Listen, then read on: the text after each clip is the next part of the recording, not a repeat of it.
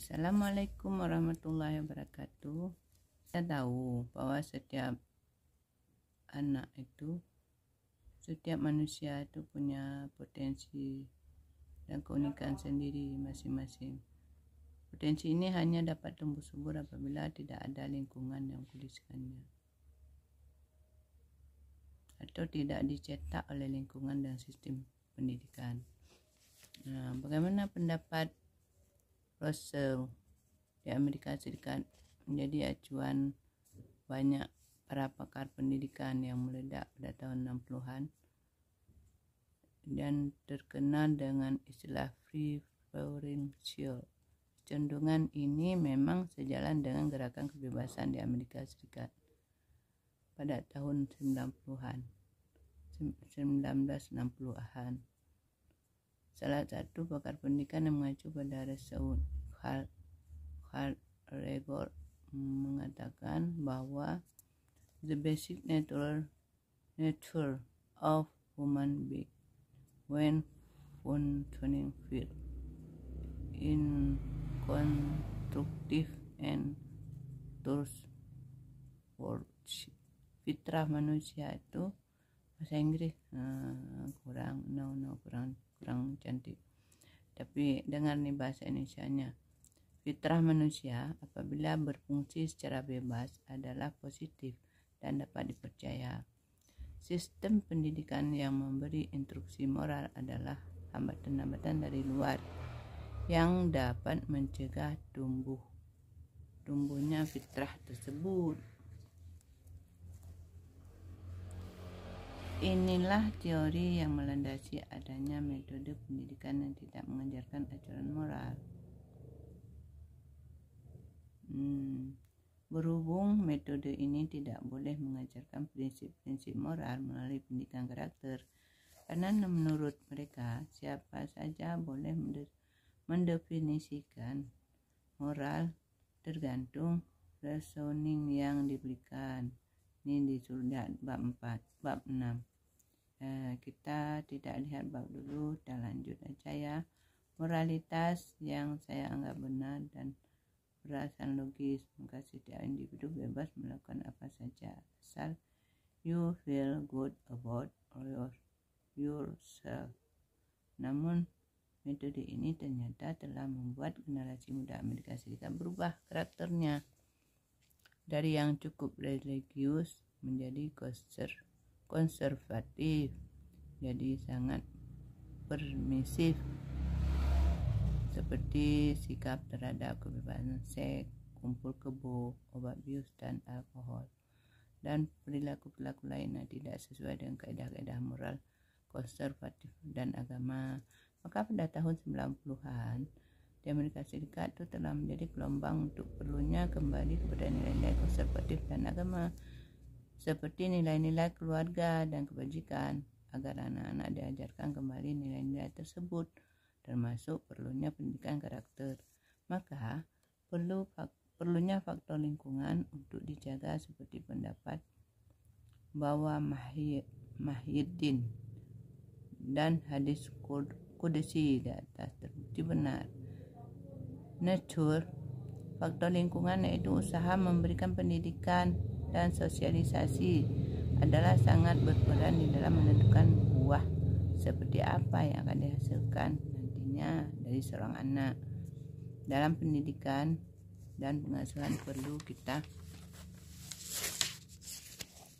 pertanyakan, apakah kita ingin merawat fitrah kebaikan sehingga tumbuh menjadi pohon yang kuat, atau kita diamkan saja dengan tidak merawatnya sehingga anak itu menjadi kerdil dan kita ingin okulatif grafted dengan sifat-sifat keburukan kepada anak. Maunya apa kita? Ibarat sebuah pohon yang masih kecil yang mempunyai potensi menjadi pohon yang besar, merawatnya dengan kasih sayang adalah sangat diperlukan. Ketika pohon sedang tumbuh, di sekelilingnya pasti ada tumbuh rumput-rumput gulma yang akan mengganggu pohon tersebut. untuk menjadi kokoh. Bahkan pertumbuhan gulma akan lebih cepat, lebih mudah tumbuh besar dibandingkan pohon tersebut. Ya, betul. Kita sebagai tukang kebun yang merawatnya harus terus membersihkan gulma tersebut, mencabutnya ketika gulma itu masih kecil. Apabila tidak, pohon yang sedang kita rawat akan tumbuh kerdil dan tidak dapat menjadi pohon yang kokoh yang kita inginkan. Begitu pula pada manusia, anak-anak dengan fitrahnya yang bersih, namun dalam proses tumbuh kembangnya pasti akan dikelilingi oleh gulma-gulma, sifat-sifat buruk yang berusaha tumbuh menyaingi tumbuhan fitrahnya tersebut. Sebagai perawat kebun, tentunya kita harus waspada dengan hal ini.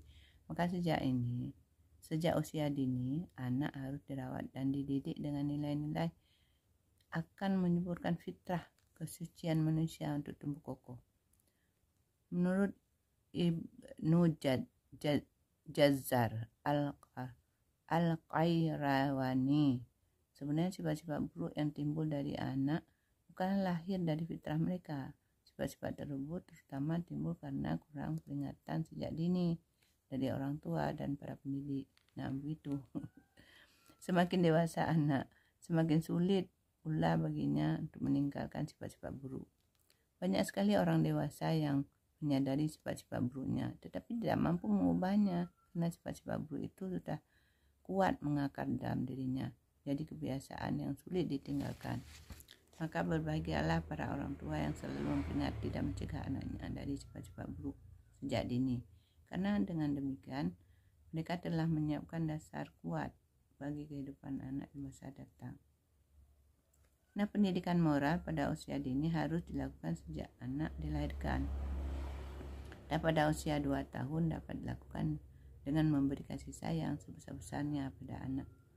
Itu menurut Thomas Likona, katanya, love like the lamp of human development if we wish to raise good children.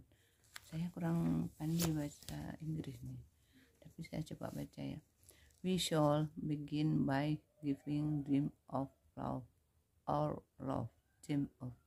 Ibaratnya sebuah bejana kosong, kalau diisi dengan air cinta dan kasih sayang, maka bejana tersebut hanya berisi air kesucian. Ketika anak dewasa bejana itu diberatkan hati. Hati ini hanya akan menebar kesucian dan kebajikan dalam perjalanan hidup. Apabila yang diterima adalah umpatan dan contoh-contoh yang buruk, maka sifat-sifat seperti inilah yang akan disebarkan dalam perjalanan hidup. Oleh karena itu, orang tua, khususnya ibu, perlu sekali untuk mencium, memberikan kata-kata manis yang mendengar cinta kepada bayi-bayi mereka.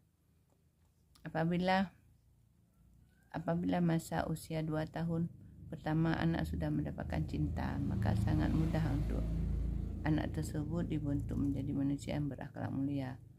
Menurut hasil penelitian, anak-anak usia 2 tahun sudah dapat diajarkan nilai-nilai moral. Bahkan mereka sudah dapat mempunyai perasaan empati terhadap kesulitan atau penderitaan orang lain. Perasaan, misalnya ketika ia melihat raut wajah ibunya sedih, ia dapat mengekspresikan empati. Dikatakannya bahwa rasa empati adalah sifat alami yang sudah ada sejak anak dilahirkan, yang merupakan sumber dari moralitas individu, seperti rasa iba, rasa ingin berbuat baik, termasuk perasaan bersalah dan malu kalau melakukan hal yang tidak baik. Sedangkan bagaimana empati dapat terus tumbuh subur adalah tergantung dari emotional bonding dengan ibunya dan usia-usia awal kehidupan seorang anak. Seorang anak yang siap untuk masuk usia sekolah menurut Gilligan harus sudah dibekali dengan kesadaran emosi seperti rasa bersalah, rasa malu, rasa disakiti, bangga, dan sebagainya. Anak-anak pada usia prasekolah harus sudah dapat membedakan beberapa jenis emosi yang dirasakan, sehingga mereka tidak menjadi bingung tentang nilai-nilai emosi yang dirasakan oleh mereka. Misalnya seorang anak merasa iba kepada seorang seorang anak yang dikucilkan. Misalnya ada anak temannya dikucilkan, dibully, dia merasa iba. Sedangkan seluruh kawan-kawannya mengejek anak tersebut akan mempunyai rasa ambivalen antara rasa empati dan rasa takut untuk dikatakan pengecut, karena tidak mau terlibat atau turut mengejek anak yang dikucilkan tersebut. Anak harus tahu bahwa rasa empati kepada anak yang dikucil adalah perasaan yang lebih baik yang harus dituruti. Pendidikan karakter yang dilakukan di sekolah dapat memberi arahan mengenai konsep baik buruk sesuai dengan tahap perkembangan umur anak.